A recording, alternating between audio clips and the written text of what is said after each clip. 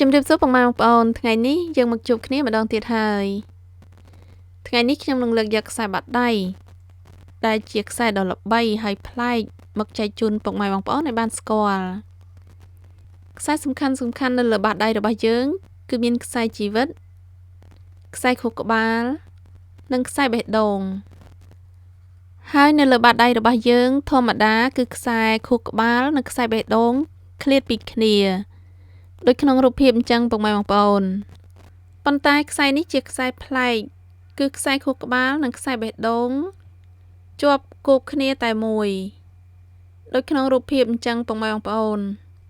ខ្សែនេះបាននៅលើបាតដៃតែម្ខាងគឺ100នាក់មានម្នាក់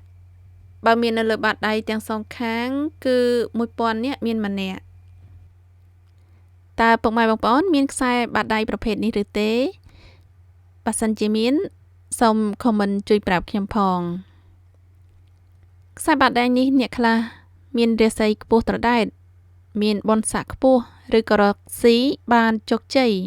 មានទ្រព្យសម្បត្តិយ៉ាងច្រើនរីឯអ្នកខ្លះទៀតគឺរាសីធម្មតាមិនសូវចម្រុងចម្រើនទៅមុខទេចាពុកម៉ែបងប្អូនខ្សែនេះគឺមានអ្នកជោគជ័យរាសីខ្ពស់មានទ្រព្យសម្បត្តិស្រុកស្ដំអ្នកដែលមិនជោគជ័យគឺមានជីវភាពធម្មតាចំពោះលោកអ្នកដែលមានខ្សែប្រភេទនេះហើយជោគជ័យនោះមុននឹងជោគជ័យគឺជួបទុក្ខលំបាកជួបរលកជួបព្យុះក៏ច្រើនដែរជាបុគ្គលឆ្លងកាត់ឧបសគ្គយកឈ្នះឧបសគ្គទាំងឡាយបែបនេះហើយធ្វើឲ្យឈានដល់ភាពជោគជ័យអ្នកខ្លះទៀតព្យាយាមតាំងពីក្មេងចាអញ្ចឹងគឺគាត់ព្យាយាមបន្តិចម្ដងដំណើរការក៏មិនសូវល្អទុកកង្វល់ក៏ច្រើនប៉ុន្តែដោយសារការព្យាយាមមិនបោះបង់អាយុច្រើនបន្តិចស្រាប់តែជោគជ័យក៏មានដែរចាពុកម៉ែបងប្អូនខ្សែបាតដៃប្រភេទនេះវីរបុរសដ៏ល្បីរបស់ជប៉ុនពីជំនាន់ដើមភាគច្រើនមានខ្សែបាតដៃប្រភេទនេះខ្សែនេះមានភស្តុតាងដែលវីរបុរសជប៉ុនជំនាន់ដើមបានផ្ដិតបាតដៃនៅលើក្រដាសហើយបន្សល់ទុកមកទល់ពេលសព្វថ្ងៃនេះ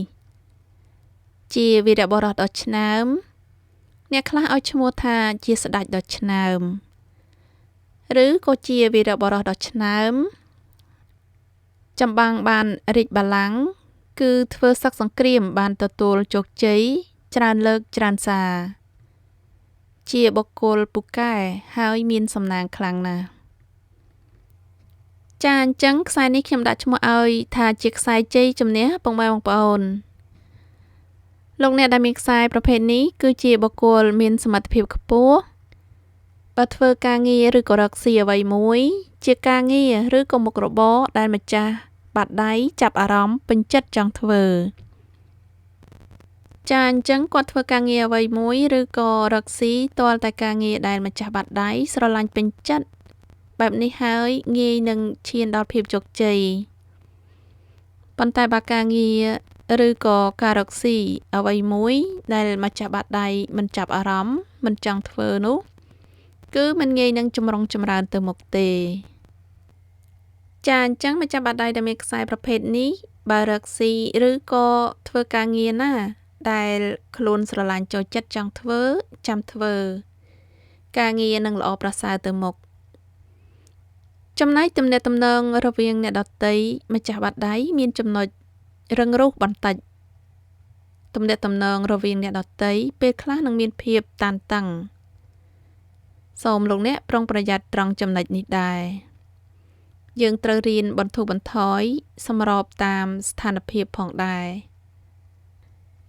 ហើយក៏មិនមែនមានន័យថាឲ្យសម្របទាំងអស់នោះដែរអ្វីដែលសំខាន់ដែលយើងត្រូវធ្វើមើលស្ថានភាពគឺត្រួសត្រាយផ្លូវឆ្ពោះទៅមុខ